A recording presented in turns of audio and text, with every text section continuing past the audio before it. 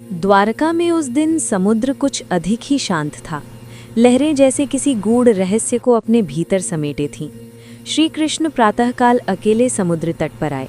न रथ, न सुदर्शन, न ही कोई सखा, केवल नील वर्ण शरीर, पीतांबर और आंखों में गहरी करुणा। उसी समय द्वारका के बाहर एक साधारण सा युवक बैठा था। नाम था अनघ। न वो योद्धा था, न विद्वान, न ही कोई तपस्वी। वो बस एक प्रश्न से जूझ रहा था कि यदि भगवान सब जानते हैं, सब कर सकते हैं, तो मनुष्य के जीवन में दुख क्यों है। अनघ ये प्रश्न हर मंदिर, हर साधु से पूछ चुका था, पर उत्तर उसे केवल शब्दों में मिले, अनुभूति में नहीं। उस दिन समुद्र किनारे उसे एक वृद्ध ग्वाला मिला जो नीले कमल को हाथ में लिए बैठा था। ग्वाले की मुस्कान अजीब सी थी, जैसे वो समय से परे हो। क्या खोज रहे हो? ग्वाले ने पूछा। अनघ ने झुंझलाकर कहा, मैं ईश्वर को खोज रहा हूँ, या शायद उसके उत्तर को। ग्वाला मुस्कुराया, तो चलो, आज प्रश्न नहीं, अनुभव मिलेगा। वे दोनों समुद्र के भीतर चले गए, पर आश्चर्य, जल उन्हें भिगो नहीं रहा था। अनघ घबरा गया, पर ग्वाले की आंखों में अपार शांति थी। अचानक वे एक ऐसे लोक में पहुंच गए जहां समय स्थिर था, न दिन, न रात, न जन्म, न मृत्यु। वहां एक विशाल नील कमल खिला था, जिसके मध्य में एक प्रकाश था। ग्वाले ने कहा, ये समय का कमल है।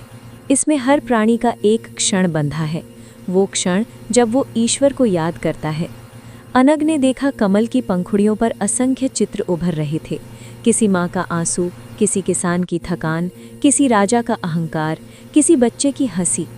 पर दुख क्यों? अनघ ने फिर पूछा। तभी ग्वाला धीरे धीरे श्री कृष्ण में बदल गया। वही नील वर्ण, वही बांसुरी, वही करुण दृष्टि। अनघ कांप गया और भूमि पर गिर पड़ा। श्री कृष्ण बोले, उठो अनघ, तुम मुझे देवता मानकर नहीं, मित्र मानकर प्रश्न पूछो। अनघ ने साहस कर कहा, यदि आप इतने समर्थ हैं तो दुख क्यों नहीं मिटा देते। श्री कृष्ण ने कमल की एक पंखुड़ी तोड़ी। उसी क्षण एक राजा का दृश्य दिखा, जिसे सब कुछ मिला, पर वो कभी झुका नहीं। यदि मैं दुख हटा दूं तो करुणा मर जाएगी, धैर्य व्यर्थ हो जाएगा और प्रेम केवल शब्द बन जाएगा।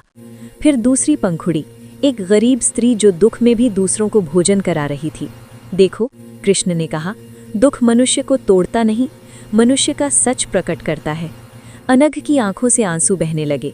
तो क्या ईश्वर मौन रहता है? उसने पूछा। कृष्ण मुस्कुराए, नहीं, मैं हर उस क्षण में बोलता हूँ जब तुम सही और गलत के बीच रुकते हो। मैं हर उस मौन में हूँ जहाँ अहंकार नहीं, विनम्रता बोलती है। फिर कृष्ण ने बांसुरी उठाई। स्वर गूंजा, पर कानों से नहीं, सीधे हृदय में।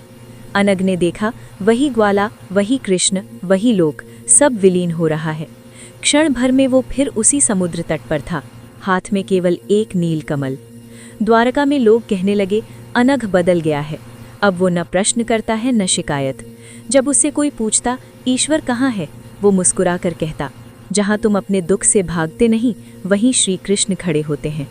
और उस नील कमल से हर दिन एक पंखुड़ी गिरती, जैसे समय स्वयं प्रणाम कर रहा हो। कहानी का संदेश, हिडन मॉरल।